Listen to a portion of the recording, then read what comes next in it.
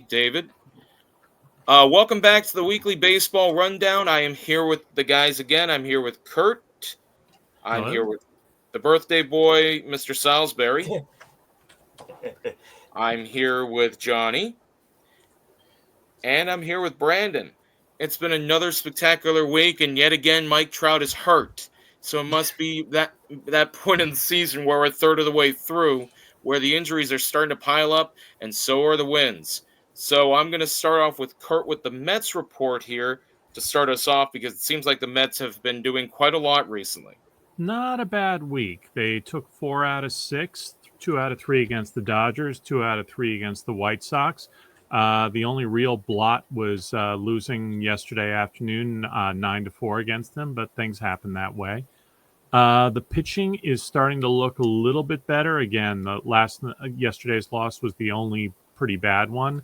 They are waiting for some other players to come around. A couple of weeks ago, I was complaining about Brett Beatty not hitting, but they brought him back from AAA, and suddenly he's become lights out. A couple other guys are starting to hit a little bit better as well. Vientos is picking up a little bit. It's looking like Luis Angel Acuna is still doing okay, even though he's more in a reserve role. Uh, and Jeff McNeil is even hitting pretty well he's not playing part time. He's mostly playing against right-handed pitching now.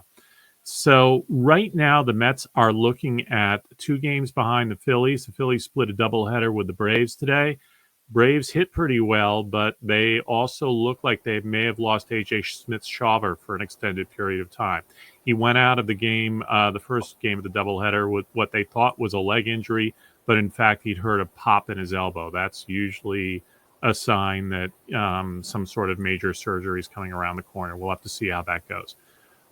Coming up over the next week or so, the Mets have a lucky break in the schedule. They're playing the Rockies, are coming in for 3 games, and then they're going on the road. The only team they're going to be playing for a while with an over 500 record. They've got 4 more in Los Angeles against the Dodgers, another weekend series in Colorado against the Rockies. They have 6 at home against the Nationals and the Rays, and they've got 3 against the Braves. And a reminder, the Braves are 26-29 at this point. They're going to have to start picking it up a little bit because they're about 6 games out of the last playoff spot, and they are looking at 6 teams ahead of them. So we'll have to see how the next couple weeks go, but right now I'm pretty optimistic. And double checking, and based off what you were saying, the Rockies are continuing their historically bad start to the season. They are 38 games under 500, so anything could happen, but a nice sweep would do them a bit of justice. Now I'm going to go down to Brandon with his White Sox report. Go ahead, Brandon.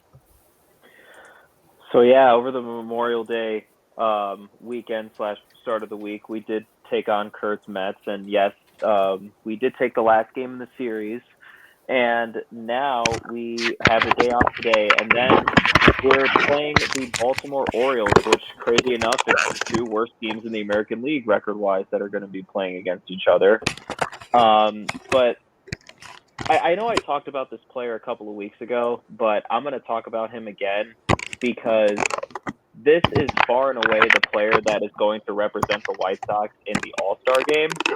And as it's been since I believe 2022, every single team has to have at least one representative represent their team in the All-Star game. So that means the Colorado Rockies, for as bad as they are going to have someone represent the National League in the All-Star game. But Miguel Vargas, right now he is batting 245 with a 767 OPS. But the main reason for his resurgence that he's had at this point in the season is because he's changed his batting mechanics. So before this change, before April 23rd, he was batting 139 with only 11 hits and a 236 on base percentage. But since April 23rd, he's batting 316 as 37 hits, 8 home runs, 19 runs, and responsible for 19 runs, and a 382 on base percentage. Right now, he's our shortstop, and this is very much a placeholder situation. We're just waiting until Colson Montgomery is ready to be called up, even though he's been struggling in AAA. But Miguel Vargas has definitely been a shining light on this Sox team. He has 8 home runs, and I definitely would love to see him represent the White Sox at the All-Star game in Atlanta. And again, we got 3 against the Orioles, and then we're back home taking on the Tigers, the best team in the American League, and then we got to play the Kansas City Royals. Well, I do see some real promise. He improved his batting mechanics. The White Sox are up to 18-38. They have double the wins the Rockies do right now. So they're letting the ball roll a little bit, and I see them having at least 60 to 70 wins this season. They'll keep it up, and hopefully they won't have another mid-season managerial change. At least I hope so. 62. I predicted 62 wins at the start of the year. Well, 62 is a lot better than 40. That's at least 20 more wins, and you want that. Johnny, it is your turn for the Dodgers and the Mariners. Oh, I'm sorry, guys. I'm just trying to make sure that I've got the right angle here, so my apologies. It's okay. Anyway, well, the Dodgers have been pretty resilient on offense, but their pitching staff has seen a lot of injuries ravaged to them. And Shohei's recovery towards his pitching skills are still kind of going really slow. But however, they've been able to keep their head above water and stay ahead of the NL West pack, though. So that's something. The Mariners, well, more of the same, basically. I mean, Cal Raleigh has been hitting pretty well, and everything else seems to be pretty good, including Jorge Polanco. I mean, he's done pretty well at T-Mobile Park. I mean, he has an OPS above 1, and that's something special, I mean, again, time will only tell whether the Mariners can sustain this momentum. And for the Dodgers, they're just the Dodgers. What can we say? I think the Dodgers are going to probably make another move. And speaking of that, I will say this for you. I don't know if you knew. The Dodgers did make a move today. I know everyone can groan now. The Dodgers made another move.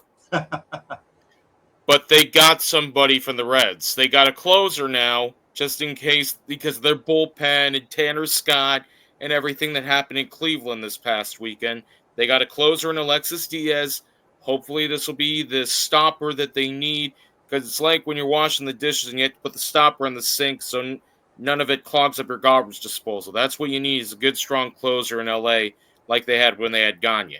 So I think it's a pretty good insurance policy for them right there. And exactly, you need one of those. Every team needs a decent closer like the Mets and the White Sox currently have. And now for the birthday boy, Josh, you're up for the Cubs report. All right, let's see. Currently, I'll start off with a injury report and a DFA. Right now, our catcher Miguel Amaya is currently on the IL with a strained oblique. The Cubs seem to be getting a lot of oblique injuries this year, and I'm getting the feeling they need to do more conditioning when they're in the weight room and what have you. And we also DFA'd Julian Merriweather in our bullpen because he just has not had it. So they finally designated him for assignment. And I think they've kind of moved toward Daniel Palencia as the closer / guy that can help the bullpen, because he's been lights out the last couple of nights.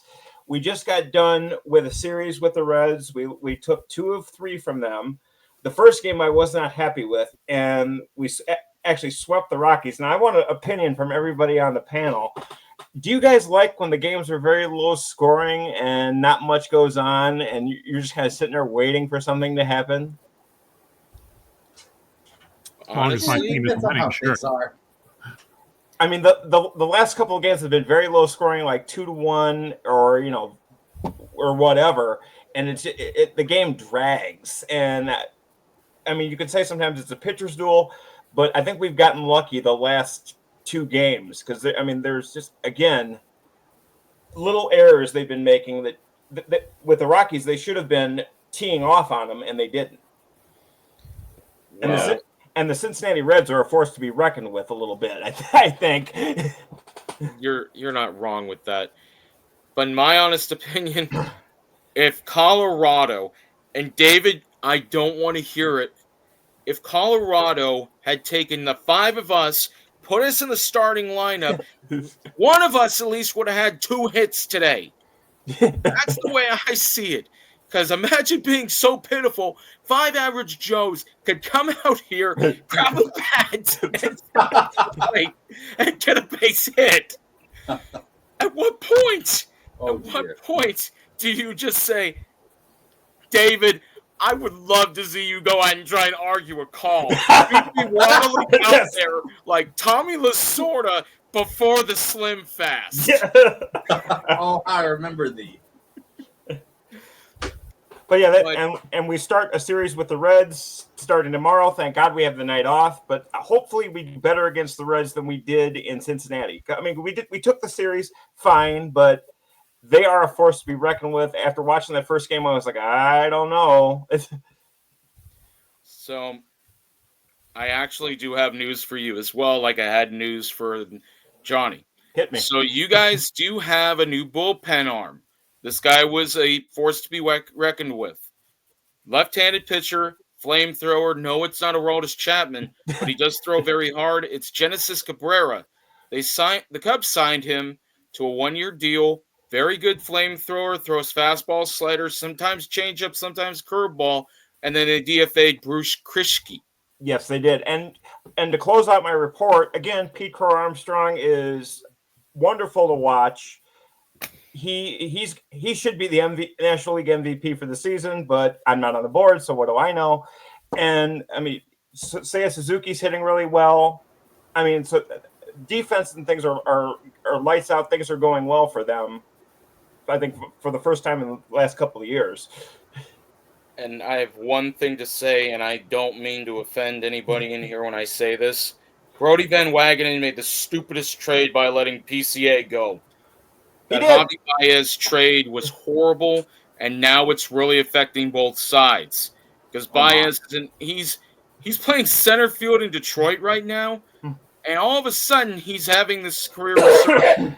So I hope whatever they got for him, because I know they got Trevor Williams, but I don't know if he's doing much right now. But that was one of those monumental trades that could have gone a lot worse. Because right now PCA is showing the 5 tools a player should, and the Mets really needed that guy playing center field right now because Marte's 33 and he's getting up there in age, and unfortunately he's just not hitting the ball.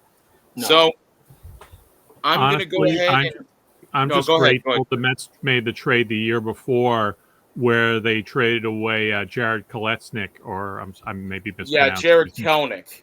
Yeah, Kelenic. and we thought that was going to be a bad trade too, and instead it turned out Diaz has pretty much been the only positive for either team out of that trade. So 1 out of 2. But yeah, the Mets have a habit of trading young guys for veterans and hoping for the best, and at least half the time or more, it just doesn't work out the way they thought it would. I'll give them the benefit of the doubt on the Kelenic trade because I watched him when the Oakland A's were playing against him majority of the time. He reminds me a lot of Joey Gallo, where he has the potential because Gallo's going to be a relief pitcher now for the rest of his career. He basically said he's done being a hitter. But Kelenic is one of the most wasted prospects I've ever seen. Had the potential to be a 5-tool athlete, 5-tool player, just has not gotten. Last time I saw him, he was with Atlanta, and that's it. Questions here. Yeah, go ahead, Johnny. Go ahead. About Kelenic, I know I saw him quite a bit during his time with the Mariners, and you are correct. He did have some potential, but just a lot of things just haven't gone his way as far as the talent goes. It's not so much that he's a bad player. It's just that a lot of these young players, and I'll get to the questions in a moment. I know David's kind of going like, come on. But no, Kelenic is one of those who, it's like Kurt said about Beatty. He could hit, but he was mostly hitting the ball out of the ballpark. He wasn't putting the ball in the gaps like most hitters do now. Because I'm not anti-home run. I am very pro, getting the ball in the gaps, getting the ball down, and then using your other players to drive you in. But that's just me. Question number 1 here from Mr. St. Dennis, and this should be one all you guys can relate with, because I love this question. For you guys, who is your most overrated team? Overrated team of all time? And I'm going to start with Josh first. Your most overrated team of all time. I don't know if I'd call them overrated, but I think they get a lot more publicity than most would be. And you probably are going to shoot me for this, people on the panel, but the Dodgers, because Ohtani gets so much press, and there's so many other people in the league doing good things that they get overlooked. I mean, because all I've heard the last like week or so in baseball news is Ohtani and Judge. And so a lot of teams get overlooked and that's because the Dodgers spend money, though. I mean, they play good, but I think they're overrated in a way because they get hyped up on their own press. No offense taken, Josh. The way I see it, and this is just me, the Dodgers, once they came over from Brooklyn, they weren't getting as much spotlight until they finally started to win the World Series like they did. It was the couple in the 60s, one in the 70s, if I remember. I think one in the 70s, two in the 80s, nothing in the 90s, and then finally winning two now in 2020 and 2024. So I think the Dodgers could be up there, but for me, honestly, it was always and forever going to be, it's not the White Sox, because I know the White Sox have had their progress where they built up and then they've fallen down. It's the Marlins. When they were in Florida, when they were in Miami, they've been a franchise now for 32 years. 32 years. I don't think they've ever won a division title. They've been the wild card both years. They were in the World Series in 97 and 03. But every time they seem to win, 97, 98, fire sale, 54 and 108. Levon Hernandez, gone. Sheffield, gone. Bonilla, gone. All those good players. 2003. And they wait on this, and that leads to one of the worst trades of all time. And I can say this because I know bad trades, being when I was previously an A's fan. Dontrelle Willis and Miguel Cabrera to Detroit. Cabrera goes on to have a great second half of his career, and Willis fizzles out. But people forget, that's the Andrew Miller trade. Miller went on to have a great career, pitching in the World Series for multiple teams and pitching until 2021. But I think it's the Marlins for the most overrated team. Kurt, go ahead. Well, I was going to pick teams by year rather than overall franchise, but all-time, just a single season, I will balance this out because I'm going to pick teams by a couple that are favored by others on the panel.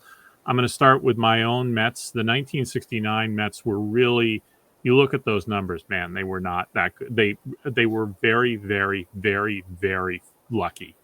And the Cubs, unfortunately, went into a tailspin at the end of the year, and the Mets just won an incredible hot streak. But I remember playing Stratomatic against a friend of mine who had the Orioles. We played out several series, and every time the Orioles just crushed the Mets. Also, the 2005 White Sox. I'm sorry, I hate to bring it up, but that was a team that won a World Series in between not making the playoffs for years and years on either side. So it was great that they won the World Series, but it just wasn't that great a team. My pet peeve worst team is in football. It's the 1972 Miami Dolphins, who happen to be in a division with a lot of really, really bad teams. Their schedule was historically easy. Yeah. Sorry?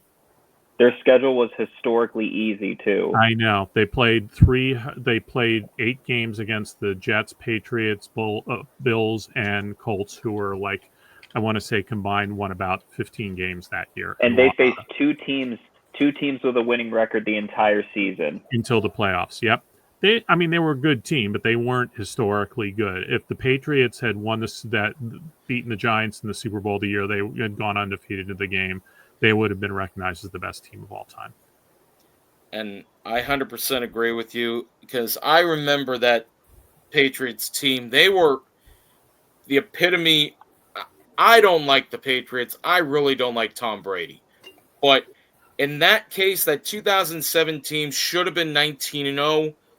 Really should have been 19-0. They were unstoppable. Their defense was really good. But now for 53 years and counting, they could pop champagne for the only undefeated team ever with the easiest schedule ever, may I add. Brandon, it's your turn. Most overrated, in your opinion. I was really thinking about this, and I'm gonna go to the 2010s for this one. I feel that you can really pick any of the good Tigers teams that they had in the early 2010s, but of all of them that made the playoffs, I'm going to go with the 2012 Tigers. Yes, Yeah. they did have Miguel Cabrera, who was the Triple Crown winner, won the MVP, all that good stuff. But I knew going into that World Series that the Giants were far and away the better team. And they're the reason why that's the last sweep of the World Series that we saw. When I saw it was Giants Tigers in the World Series, I said the Tigers have no chance.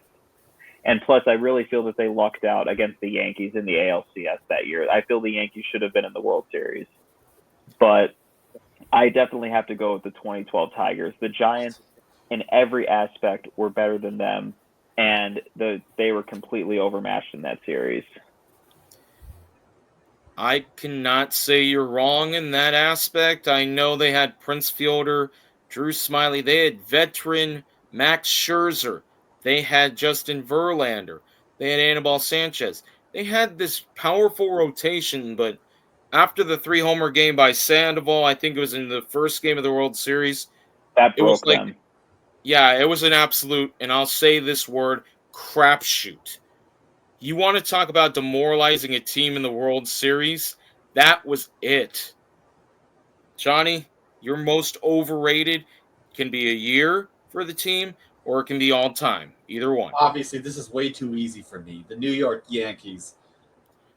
There isn't much that needs to be said, but I can certainly remember the year 2000 that I wanted the Mariners to meet the Mets in the World Series, but the Yankees put a halt to those plans. Then the next year comes, Mariners win 116, and then a bunch of crazy things happen. I'm not going to get into it because we all know that so well. But the Yankees derailed the Mariners' dream and sent them into a 20-plus year tailspin where they would make the playoffs until 2022. I still hold bitter feelings over that. Johnny, I'll agree with you on that. I should have went with the Yankees. My opinion on this, and I'm not the czar, I'm not the head of this. You guys can kill me for it later. The Mariners, the only reason the Mariners won 116 games is because they had great replacements. They got Mike Cameron to play center field to replace Griffey Jr. They had John Halama, Freddie Garcia. That whole trade in 98 with the Astros, Carlos Guillen. That 98 trade helped build up that Mariners team. And then when they lose A-Rod to free agency, and I want you guys to listen to me a little bit on this. Alex Rodriguez is the most overrated player in my opinion. Whether he went from Seattle to Texas and then to the Yankees. When he leaves Seattle, he didn't hurt Seattle in the slightest. That's what I think. Because in 98, people forget about this. 98, Johnson goes to the Astros, has a 10-1 record, and then the Astros can't even have the money to re-sign him. And then he goes on his thing. So the Seattle Mariners caused and it's funny I say this, they caused that ripple effect that caused the Arizona Diamondbacks to win the World Series in 2001 because Randy Johnson got traded 3 years prior to a team that barely existed when he got traded. So it wasn't so much that Seattle hurt themselves, it's just that butterfly effect. And that's what makes you love baseball so much is everything has a ripple effect. But the whole thing is, the more I think about Rodriguez, the more I think the Yankees' current manager, another butterfly effect that I think about. Boone never gets hurt playing pickup basketball in 2004 during spring training. They never trade Alfonso Soriano from the Yankees to the Rangers. And then Rodriguez doesn't come there and keep their streak of not going to the World Series until 2009. Because people forget, from 2004 to 2009, he was this great player, but he hurt the Yankees a lot more than he helped them. But that's again just me, because I think of Alex Rodriguez as the most overrated player in my opinion. But again, let me see what else he had here. What baseball fans should do when their teams look like they're... Okay. We got about 5 minutes, and I'll let each one of you have your piece on this. Because I talked to David about this with Boston recently, because Boston's been losing. But when I was an A's fan, and the A's were so bad that when I was watching the Mets beat them so bad that first week of the 23 season, there was a fan, and I'm going to show that, and I'm going to do this because this is what the guy did. He had a foam finger on one hand, and he was flipping them off. He was flipping the players off with the other finger because the A's walked a team record like 23 batters that night. I watched the whole game, and it was a 15-run loss. So, then again, I'm a masochist. I'm used to these painful losses. Like if you're a White Sox, if you're a White Sox fan, you'll wait 88 years for a World Series. Or if you're like Josh, you wait 100 years plus. Or like Kurt, who's witnessed a couple World Series berths. I'm sure he was around for 1986. But the way I see it is this. What should baseball fans do when it looks like your team's out of playoff conversation? Don't worry about it.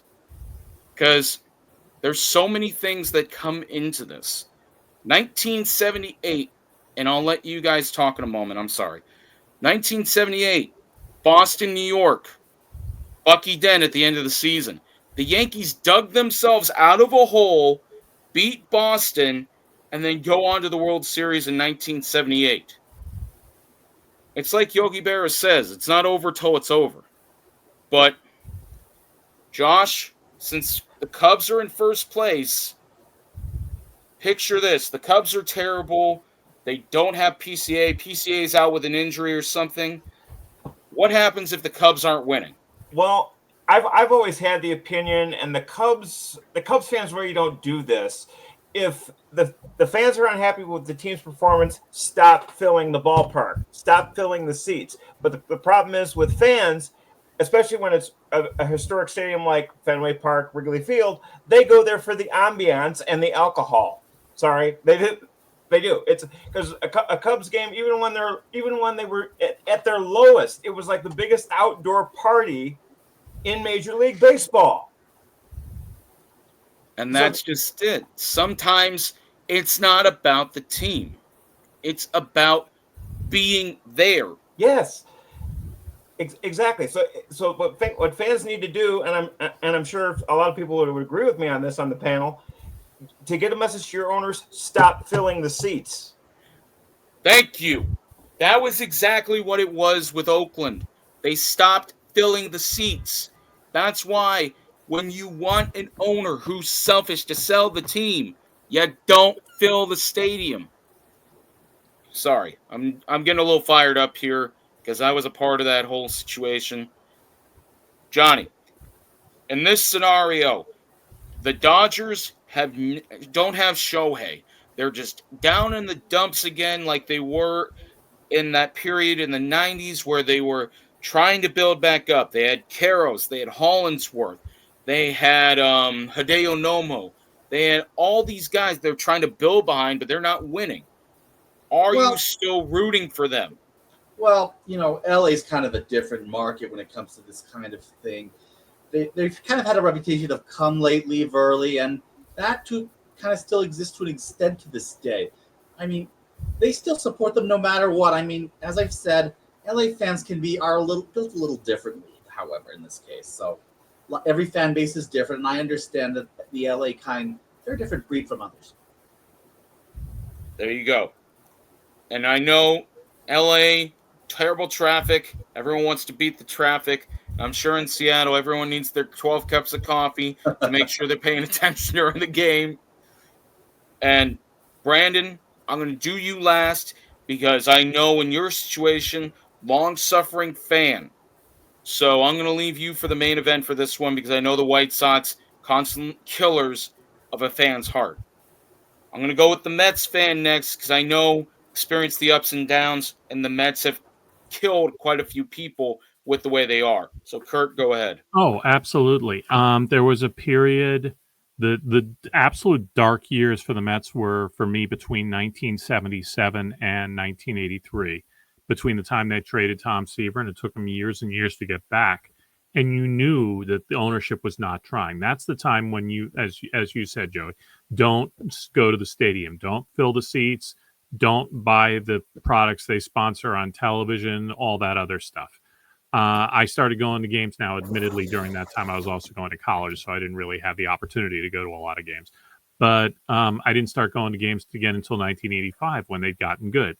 Now, I have not gotten the sense for the Mets and a lot of other teams too. Sometimes you have a bad year, things don't work out. Maybe this is the Orioles' bad year. That's a good example of a team that you expected to do a lot and didn't, and it just may have been plans didn't work out. That doesn't mean, you're giving up on baseball or you're giving up on the Orioles forever. It means, okay, maybe I'll watch another team for a day. There's lots of other stuff going on in Major League Baseball. There are lots of great plays still going on. The ML. I don't know if any of you have the MLB at Bat app. It's all the radio broadcasts and one TV broadcast tonight. Tomorrow you got the Nationals, the Diamondbacks on. Neither one's great, but they're getting better. That'd be a fun game to watch. And there's different games on every night. So there's lots of options still. Yes, this is a man who knows what he's talking about, because that's what I loved the most when me and my dad be on the backyard or in the front yard. We'd have this little crappy radio. I know I'm cursing a lot, but this is what it was. It's maybe this big. Think about your average speaker is now. But it was this little tiny radio, little black tiny radio that you get from Radio Shack, maybe $12. And that's what we'd listen to the A's games on. You listen to this little crappy radio, screaming at it while these guys are playing 3,000 miles away, God knows where. You're enjoying the game. But here's where we get to a bit of a dark topic, and I'm going to let Brandon have his time here for the White Sox, because I know what happens when your team's not in the playoff conversation. And David, I want you to listen to Brandon's words very carefully. Brandon, go ahead. Yeah, it's just so tough. But for me, all you can have is hope. We have a lot of prospects right now in our farm system that I'm very excited for their future. We have Brady Montgomery, Colson Montgomery, Hagen Smith, Noah Schultz, Kyle Teal, and so on and so forth. And you can only hope that those prospects develop and they could be a cornerstone for a team that hopefully can be good in the next several years. But the waiting hurts. The waiting absolutely hurts, especially considering that we just had a team in the playoffs in 2021 and won 94 games.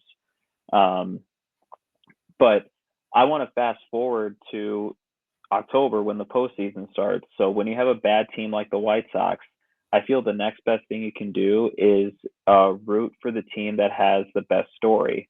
Everyone loves an underdog story in sports.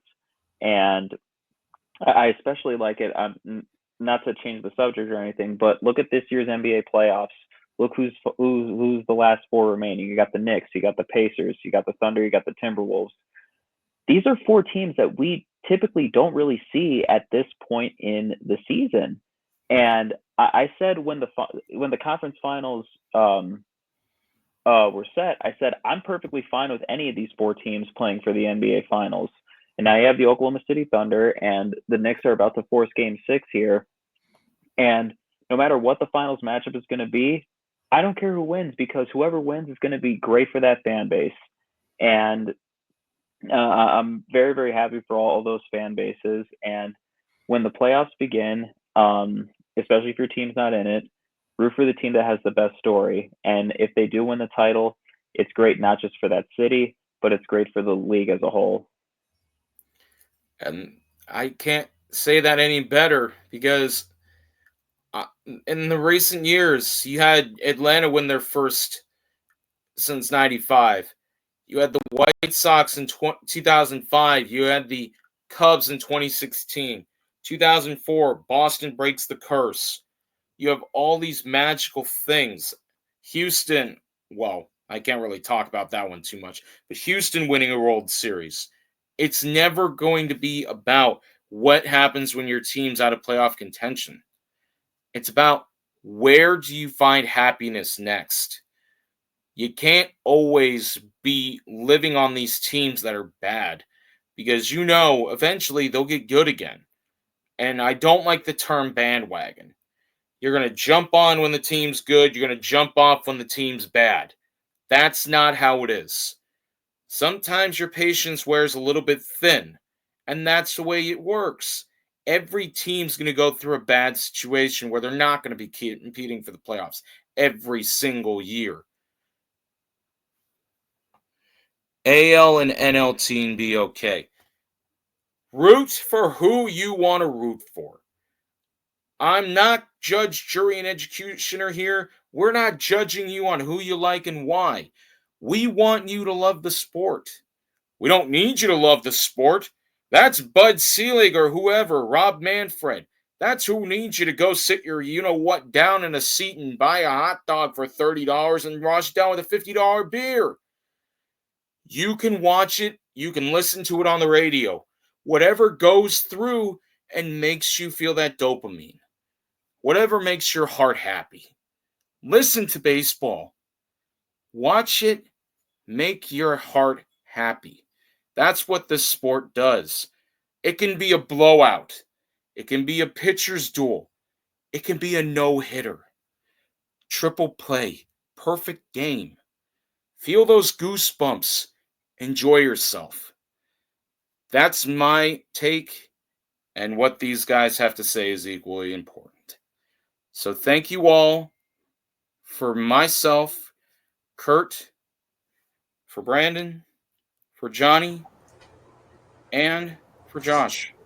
This is the Weekly Baseball Rundown. Do what makes you happy with this sport. Listen to it, watch it, go out and enjoy it. I know I enjoyed it last week when I went out to watch the Giants play. It's the feeling of being there that you should enjoy. Don't worry about the playoffs. It's 162 games. Enjoy every moment of it because it doesn't come along but every couple months. So, for the Weekly Baseball Rundown, good night, everybody. I'll see you guys next time. Bye-bye.